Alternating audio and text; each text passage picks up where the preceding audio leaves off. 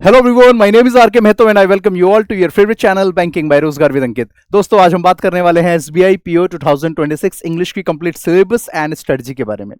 ये जो आज मैं आपको सेशन आपके लिए जो लेकर के आया हूं, इसमें आज मैं आपको कंप्लीट स्ट्रेटजी बताऊंगा कि किस तरीके से आपको पढ़ना चाहिए, सही अप्रोच क्या होनी चाहिए, और साथ ही साथ में ये और प्रॉमिस करता हूं कि अगर आपने ये सेशन कंप्लीट अच्छे से देख लिया, समझ लिया, तो यकीन मानिए कि आपको इसके बाद कोई और स्ट्रेटजी वीडियो देखने की जरूरत नहीं पड़ेगी। आप पढ़ाई वाली वीडियोस देखें, लेकिन स्ट्रेटजी के लिए और टाइम वेस्ट करने की जरूरत नहीं पड़ेगी। सिर्फ और सिर्फ उसके बाद आप अपनी पढ़ाई पे फोकस करें। चलिए, अब क्योंकि पीओ की जॉब है भाई, सबकी ड्रीम जॉब होती है। जो भी बैंकिंग एस्पिरेंट होता है तो सभी की ये ड्रीम जॉब है कि भाई एसबीआई पीओ की जॉब मिले। और सबसे अच्छी बात ये है, the best part is this, कि इस बार पीओ में वैकेंसी बहुत अच्छी आई है। 1500 वैकेंसीज हैं। सोच करके देखिए कि 1500 कोई कम नंबर नहीं होता, राइट। मुझे याद आ रहा है जहां तक कि इससे पिछले साल जो है वैकेंसी दो पार्ट में रिलीज की गई थी, 500 समथिंग, फिर उसके बाद 600 समथिंग करके दो पार्ट में। इस बार तो एक ही बार में कर दिया गया, मतलब बैकलॉग को भी जोड़ करके दे दिया गया।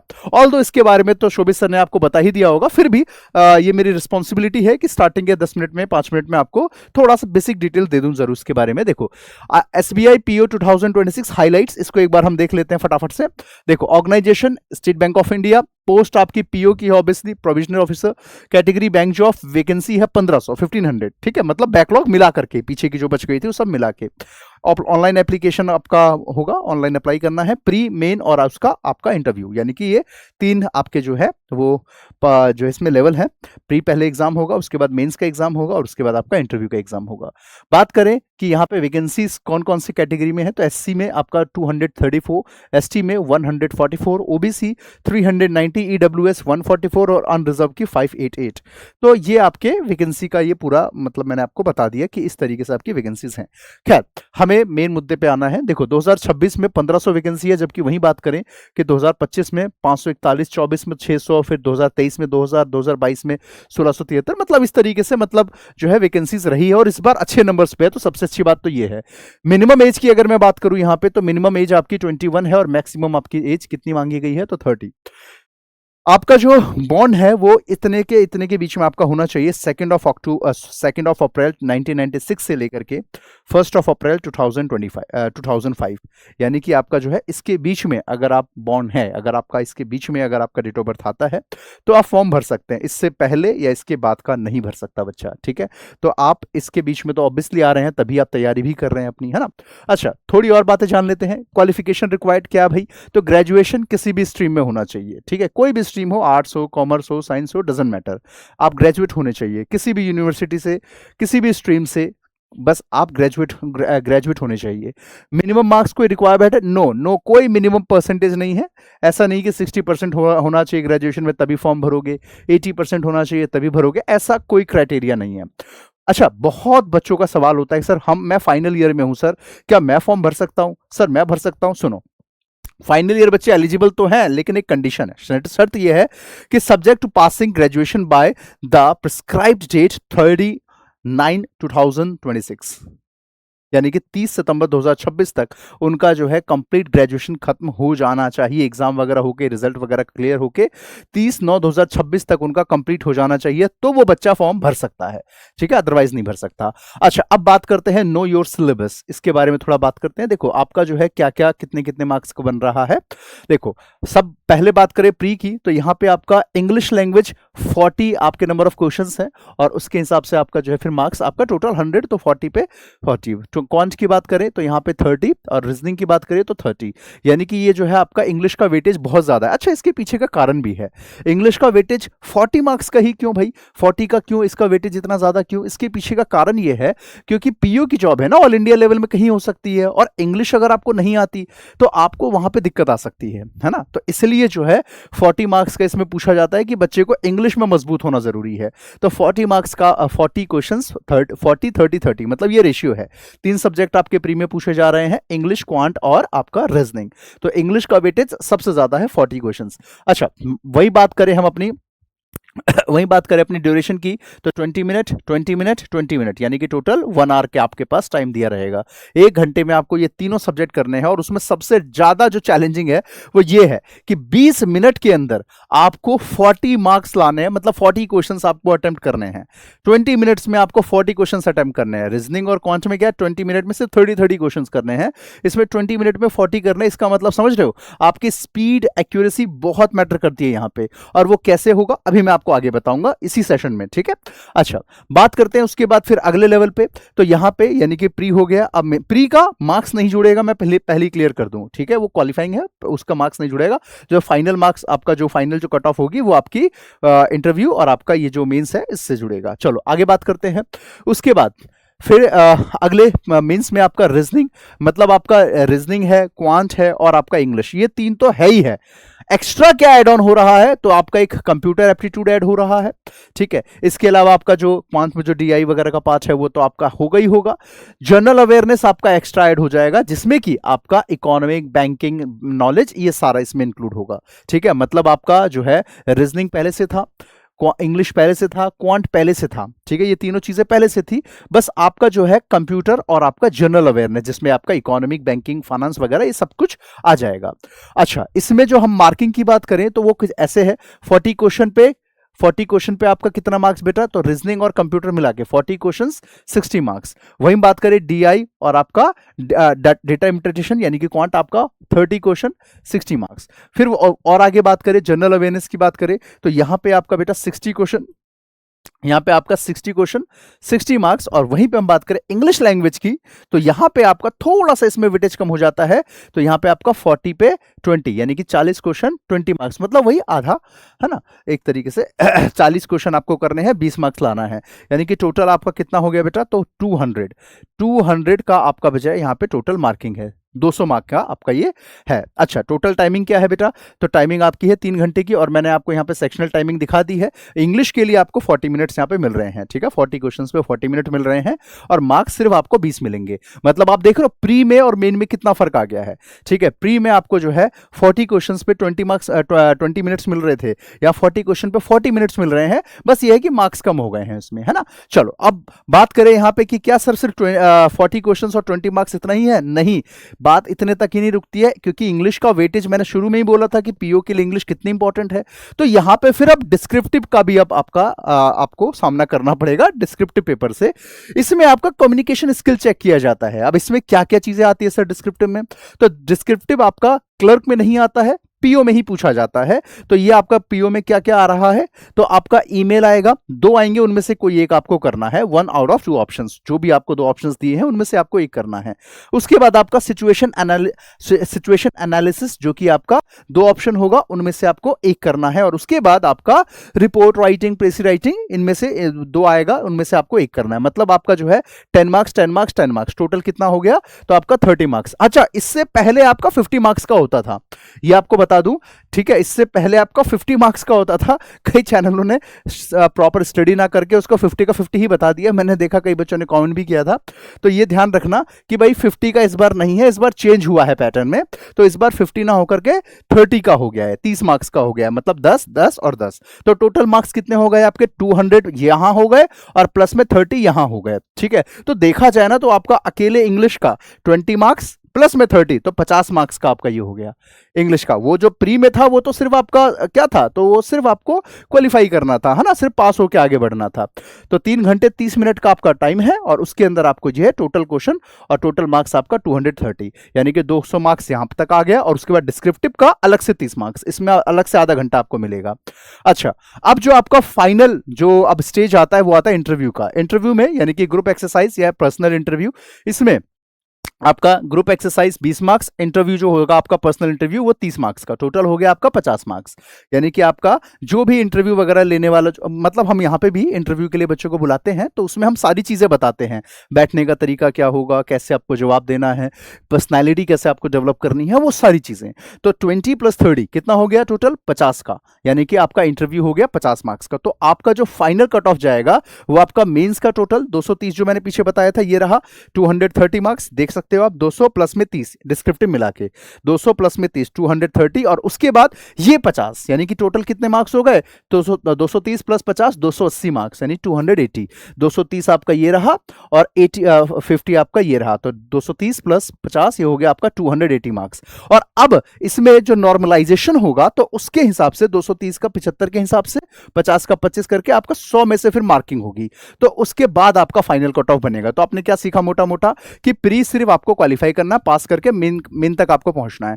मेंस, डिस्क्रिप्टिव और इंटरव्यू, ये तीनों मिला करके आपका जो है फाइनल कट ऑफ बनेगा। समझ में आ गई बात? अब मैं आगे चलता हूं।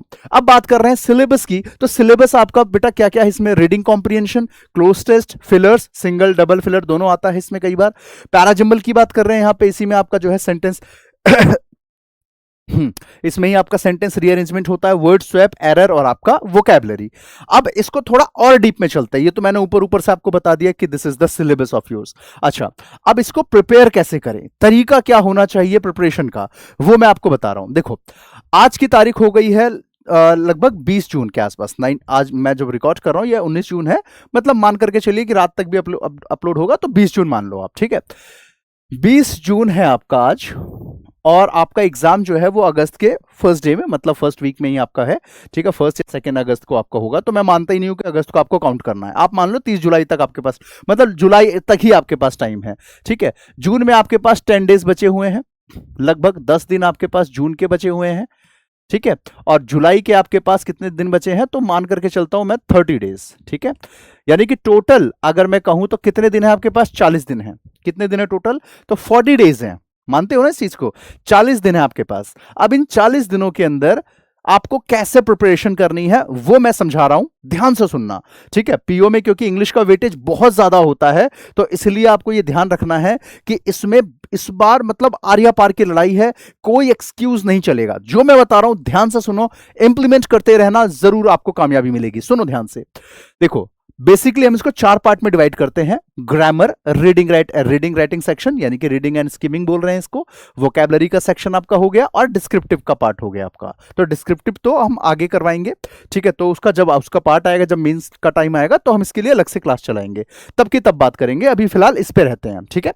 चलो, तो यहां पे देखो, ग्रामर के लिए अब आपके पास इतना टाइम नहीं है कि पूरी डिटेल में ग्रामर पढ़ो, कि नाउन पढ़ लिया, 3 दिन तक नाउन ही चल रहा है, फिर प्रोनाउन ही चल रहा है ना, एडजेक्टिव ही चल रहा है, तो ऐसे करके आपका टाइम वेस्ट होगा।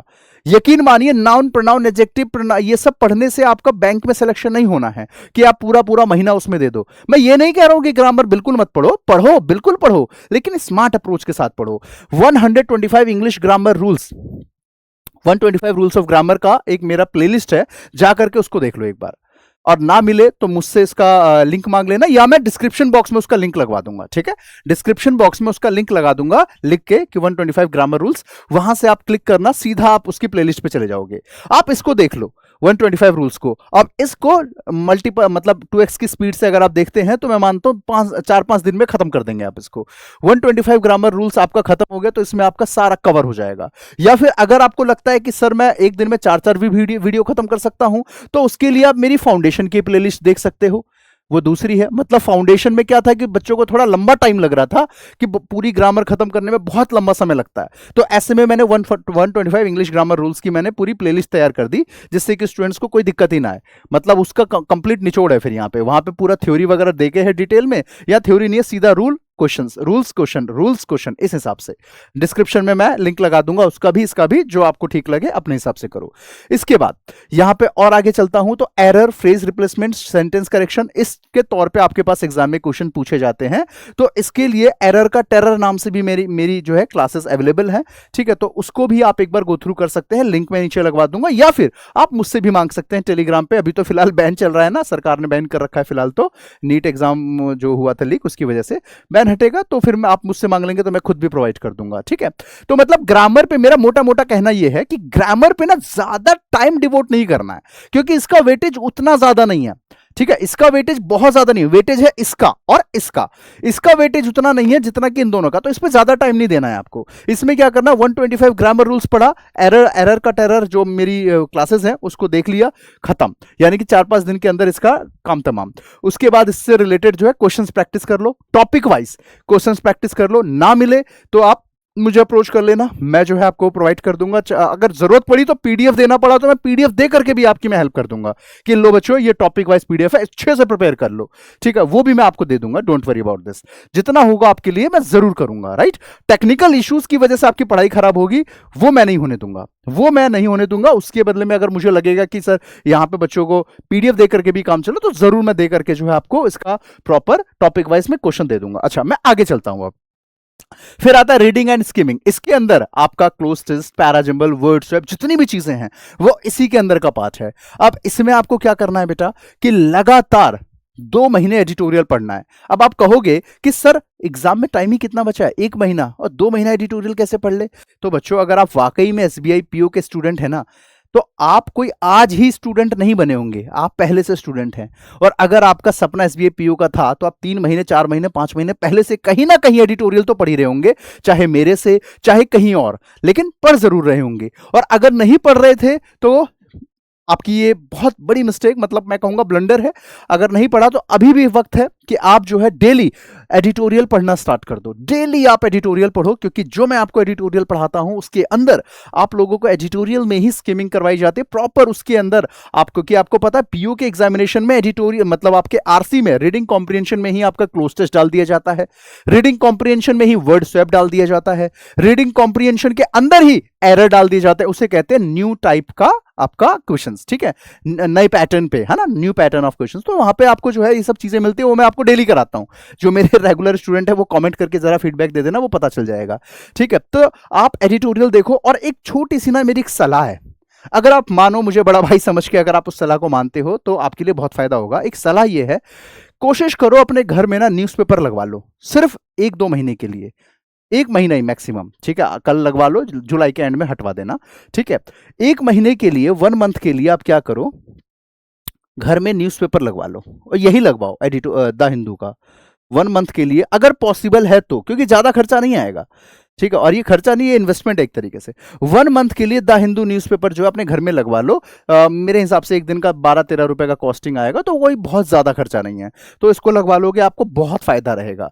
जो मैं आपको एडिटोरियल यहाँ पढ़ा रहा हूँ, क्लास चल रही है, और एडिटोरियल को आप जो है क्लास खत्म होने के बाद भी आप उसको देख सकते हो, आपके लिए डबल बेनिफिट हो जाएगा, ठीक है। अच्छा, फिर इसके बाद आते हैं आपके वोकैब के सेक्शन पे। अब बहुत से स्टूडेंट्स को लगता है कि सर वोकैब के क्वेश्चन से सिर्फ ईडियम के क्वेश्चन बनते होंगे। सर कितने ही आते हैं ईडियम के क्वेश्चन? 2 या 3 आते हैं। सर एंटोनिम सिनोनिम के 2 या 3 आते हैं, इसके लिए हम पूरी वोकैब क्यों पढ़े? ये बच्चों की बहुत बड़ी गलती है, मिथ है ये। वोकैब से आपका सिर्फ इडियम फ्रेजेस का क्वेश्चन नहीं बनता है, इससे आपका क्लोज टेस्ट आता है, इससे आपका फिलर आता है, इससे आपका वर्ड यूजेस आता है, इससे आपका डायरेक्ट वोकैब के क्वेश्चंस आते हैं। लिटरली आप जो है मेरी 1 बजे वाली क्लास देखना, और मॉर्निंग में 8 बजे वाली क्लास देखना। 8 बजे यानी कि जो एडिटोरियल पढ़ाया उसमें से वो मैंने वोकैब पढ़ाया आपको, मतलब जो न्यूज़पेपर से निकाल के सिखाया। 1 बजे वाली क्लास में, उसका नाम है एडिटोरियल डिक्शनरी, नाम से वो मेरा सेशन चलता है, एडिटोरियल डिक्शनरी, 1 बजे चलता है डेली। उसमें मॉर्निंग में पढ़ाए गए वोकैब को वर्ड यूजेस इस नाम के टॉपिक से मैं डेली डिस्कस करवाता हूं। उससे क्या होगा, मॉर्निंग में पढ़ा, आफ्टरनून में इससे रिलेटेड एमसीक्यूज करवाए, याद हो गया। जब तक एमसीक्यूज नहीं करेंगे याद नहीं होगा, तो एमसीक्यूज किया, याद हो गया, ठीक है। क्लोज टेस्ट, यहां पे वोकैब का पार्ट आता है। यहां पे ग्रामर का काम कहां है? यहां पे ऐसा तो नहीं है ना कि बीच में आपसे पूछा जाएगा वॉज आएगा कि वर आएगा। पीओ का एग्जाम है ये, ठीक है। एसएससी जीडी एमटीएस नहीं है कि वॉज या वर में से ऑप्शन पूछा जाएगा। वोकैब में ही फंसाता है। वोकैब में मेलनकली और सॉम्बर में से पूछ लिया जाएगा, और दोनों का मतलब सेम है, फंस जाओगे, ठीक है। लॉज और रजिस्टर्ड में से पूछ लिया जाएगा, ठीक है, द एफआईआर वाज लॉस्ट या रजिस्टर्ड, फंस जाओगे। तो ये जब तक वोकैब नहीं आपकी स्ट्रांग होगी तब तक आपको दिक्कत होगी कि कहां पे कौन सा टर्म सुटेबिलिटी के साथ कब कहां लगाया जाएगा, सही अप्रोच इसकी क्या होनी चाहिए, सही वर्ड कहां पे क्या लगेगा। ये चीज आपको जब तक नहीं पता होगी तब तक आपको बहुत दिक्कत होंगी, ठीक है। अच्छा, इसके आगे चलता हूं मैं। अब यहां पे फिलर वाला जो पार्ट आपका है, यही आपका क्लोज टेस्ट का एक्सटेंडेड वर्जन है। सिंगल फिलर चाहे डबल फिलर, ये दोनों ही आपका वोकैब से डायरेक्टली कनेक्टेड है। अगर आपने वोकैब नहीं पढ़ा तो आपका ये वाला पार्ट बहुत कमजोर रह जाएगा। हाँ, पैराजंबल की अगर मैं बात करूं तो वो इसके अंदर का पार्ट है। पैराजंबल आपके इसके अंदर का पार्ट आता है। कॉम्प्रिहेंशन वो आपका इसके अंदर का पार्ट आता है। वर्ड स्वैप वो आपका इसके अंदर का पार्ट आता है, ठीक है। अच्छा, उसके बाद ये आपका कैसे करना है, तो डेली द हिंदू एडिटोरियल पढ़ रहे हो, उससे आपका ये पूरा कंप्लीट हो रहा है अच्छे से। अच्छा, वोकैबलरी आपकी वहां से कनेक्ट हो रही है। डेली आपको पीडीएफ मिलती है, क्लास खत्म होने के बाद पीडीएफ मिलती है। उस पीडीएफ को रात को सोने से पहले सिर्फ मतलब बड़े भाई की तरह मैं आपको गाइड कर रहा हूं, ध्यान से इस चीज को जो है ना मतलब समझना भी और यूज भी करना, डेली इंप्लीमेंट करना। रात को सोने से आधा घंटा पहले, अब 10 15 20 मिनट पहले एक बार वो जो एडिटोरियल की पीडीएफ मिली है ना, उसको ऊपर ऊपर से एक बार पढ़ जाओ। लिटरली रामबाण लीला आ जाइए, ऊपर ऊपर से एक बार पढ़ जाओ पूरा, कि इसमें आज ये वोकैब सीखी, ये वोकैब सीखी, इसका ये ट्रिक बताया, वो ट्रिक बताया, ये याद हो गया। ठीक है, बड़ा आसानी से। जैसे आज मैंने पढ़ा है स्कॉफ, तो यहाँ पे स्कॉफ का मतलब क्या होता है वो बच्चे अपने आप कमेंट करके बताएंगे, और उसकी ट्रिक क्या थी वो भी बच्चों को पता रहेगी। ठीक है, जैसे स्कूल ऑफ होते ही वो उसको जो है छेड़ने लगे, चिढ़ाने लगे, तो सीधा स्कॉफ, स्कूल ऑफ, कैसे ट्रिक बन गई। मैलनकली, तो इसको याद करने के लिए ट्रिक बना लिया, मैली चोली, तो मैली हो गई चोली, तो वो हो गई सैड। कितने आसानी से ट्रिक बना। तो ये जो वर्ड्स मैंने पढ़ाए ना, वो ट्रिक्स एक बार रात को पढ़ लिया ना, तो अगले दिन के लिए आप तैयार हो, बिल्कुल फ्रेश माइंड से अगले दिन के लिए तैयार हो कि यस, कल जो पढ़ाया था वो मुझे पूरा याद है सर, अब मैं अगले दिन के लिए तैयार हूं। और एक दिन में अगर आप 20 25 वोकैब भी आप अगर अच्छे से दिमाग में बिठा रहे हो, तो एक महीने में कितना हो गया कैलकुलेट करना आप जानते हैं। ठीक है, तो काफी है, मोर देन इनफ है। ठीक है, अच्छा, अब उसके बाद डिस्क्रिप्टिव का, तो ये जब इसका टाइम आएगा तो इसको हम डिटेल में तब बात करेंगे। राइट, तो अभी आपको क्या करना है कि अभी आपको जो है डेली का एटलीस्ट एक तो ये पहले खत्म करो, जितना जल्दी हो सके। मैं तो कहता हूं जून में इसको खत्म कर दो। 125 ग्रामर रूल जो है ना, जून के अंदर इसको खत्म कर दो। ठीक है, एरर का टेरर की जो सीरीज है वो 125 ग्रामर रूल वो जून के अंदर खत्म कर लो, ताकि जुलाई में आप सिर्फ ये दोनों की टेंशन पालो, बस ये वाली टेंशन आपके खत्म। अच्छा, रीडिंग एंड राइटिंग का जो पार्ट है, इसके लिए रोज सुबह 8 बजे मेरा ये जो सेशन होता है, ये आपका एडिटोरियल एनालिसिस का, ये रोज सुबह 8 बजे होता है। इसको डेली देखा करो, डेली। और इसको सिर्फ क्लास में देखने से ही काम नहीं चलेगा, एक बार अपने आप से भी इसको प्रॉपर अच्छे से रीड करो। अगर घर में न्यूज़पेपर लगा सकते हो तो बहुत अच्छी बात है, ये तो आपके लिए डबल बेनिफिट है। और इसके बाद ये जो आपका एडिटोरियल डिक्शनरी जो मैंने आपको बताया, रोज दोपहर को 1 बजे होता है, इसको भी देखो। मतलब यकीन मानो कि अगर आप डेली का, मैं आपसे कह रहा हूं सिर्फ मुझे डेली का आप 3 आवर्स इंग्लिश में 3 आवर्स अगर आप दे रहे हैं ना, सिर्फ 3 घंटा अगर आपने मुझे दे दिया, तो मैं आपको वादे से कह सकता हूं कि आप कितने भी कमजोर स्टूडेंट क्यों ना हो, आपका सिलेक्शन का हो जाएगा, 100% हो जाएगा।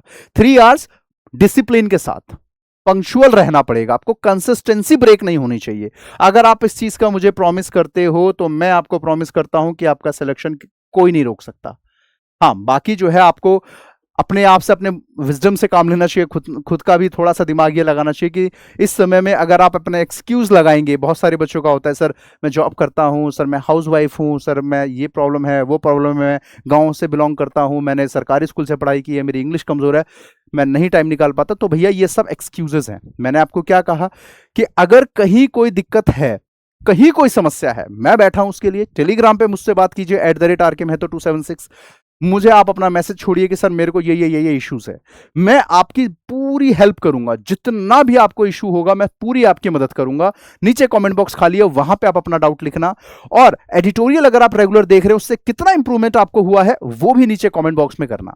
और आप मुझे प्रॉमिस करके जाओ कि यस सर, हम डिसिप्लिन के साथ, प्रॉपर कंसिस्टेंसी के साथ हम इंग्लिश की पढ़ाई करेंगे और इस बार सिलेक्शन लेके दिखाएंगे। तो कमेंट बॉक्स में #अब की बार SBI PO पार कमेंट बॉक्स में जरूर लिख के जाना, अब की बार SBI PO पार। ठीक है, तो चलिए, तो ये दोनों सेशन जरूर देखें। बाकी डेली जो मैं टेस्ट आपको देता हूं एडिटोरियल डिक्शनरी का, रोजाना ही टेस्ट होता है, जिसको नहीं पता है जान लो।